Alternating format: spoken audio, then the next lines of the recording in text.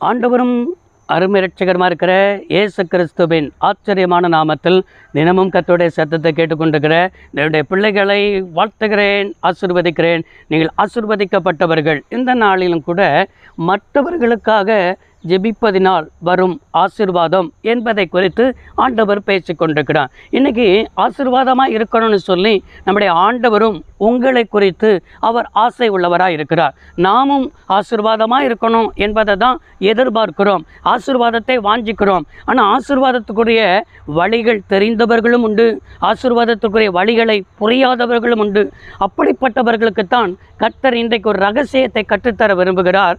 யாக்கோபு எழுதின பொதுவான நிருபம் 5ஆம் அதிகாரம் 16வது வசனத்தில், ஒருவருக்கொருவர் ஜெபம் பண்ணுங்கள், நீதிமான் செய்யும் ஊக்கமான வேண்டுதலுக்கு மிகவும் பலனுள்ளதாக இருக்கிறது என்று எழுதப்பட்டிருக்கிறது. ஆண்டவர் நம்மளை குறித்து தேவனுடைய விருப்பம் என்ன, நம்மளை குறித்து தேவனுடைய சித்தம் என்ன, நாம் ஒருவருக்காக ஒருவர் ஜெபிக்க வேண்டும் என்பதை ஆண்டவர் எதிர்பார்க்கிறார். ஒரே திருச்சபையில் நாம் ஐக்கியம் உள்ளவர்களாக இருக்கிறோம். ஒரே திருச்சபையில் இருக்கிறவர்களுக்கு பவுல் எழுதியிருக்கிற வார்த்தை என்ன எழுதியிருக்கிறார்னா, நம்மெல்லாம் ஒரே சரீரம் என்று எழுதியிருக்கிறார். ஒரு சரீரம் அடிபடும் பொழுது மற்ற சரீரம் அதோடு கூட என்ன செய்கிறது, பாடுபடுகிறது. நாம் ஒருவருக்கொருவர் ஜெபிக்க வேண்டும், ஒருவருக்கொருவர் ஆசீர்வாதமாக இருக்க வேண்டும் என்பதற்காக தான் சரீரமாக இருக்கிற சபை என்று என்ன செய்யப்பட்டிருக்கிறது, எழுதப்பட்டிருக்கிறது. ஒரு திருச்சபையில் இருக்கிறவர்கள் துக்கப்படுகிறவர்கள் இருப்பார்கள், துக்கத்தோடு வருகிறவர்கள் இருப்பார்கள், மரண கட்டில் இருக்கிறவர்கள் இருப்பார்கள், வியாதி என்கிற கட்டில் இருக்கிறவர்கள் இருப்பார்கள், கடன் என்கிற கட்டில் இருக்கிறவர்கள் இருப்பார்கள், தரித்திரம் என்கிற கட்டில் இருக்கிறவர்கள் இருப்பார்கள்.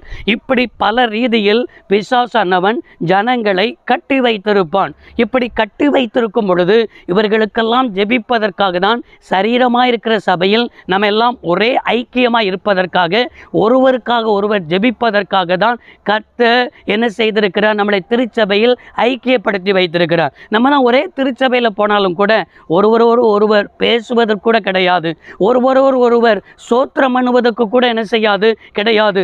இப்படிப்பட்ட நிலைமையில் மற்றவர்களுக்காக நம்ம பாரப்படாமல், மற்றவர்களுக்காக மற்றவருடைய துக்கத்தில் நம்ம பங்கெடுத்து கொள்ளாமல் நம்ம இருக்கும் பொழுதுதான் ஆண்டவர் வேதனைப்படுகிறார். நமக்காகவே ஜெபிக்கிற ஜெபத்திற்கு எந்த பலனும் இல்லை. நமக்காகவே உபவாசம் பண்ணுகிறோம், நம்முடைய குடும்பத்திற்காகவே தேவ சமூகத்தில் இருக்கிறோம். ஆனால் மற்றவர்களை குறித்து நம்ம அக்கறை உள்ளவர்களும் கிடையாது, மற்றவரிடத்திற்காக தேவனிடத்தில் ஜெபிக்கிறவர்களும் கிடையாது. யோபுடைய வாழ்க்கையில் அநேக பாடுகள் வழியாக நடந்து சென்றான்.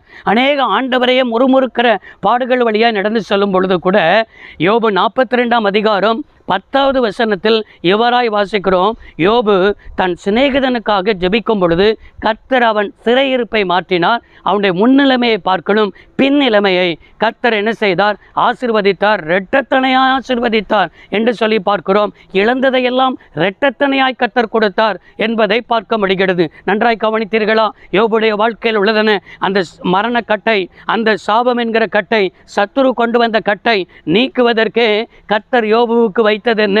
யோபு தன் சிநேகிதருக்காக ஜெபித்த ஜபம்தான் கர்த்தர் அவன் சிறையிருப்பை மாற்றினார். இன்றைக்கு உங்களுடைய சிறையிருப்பு மாறணுமா?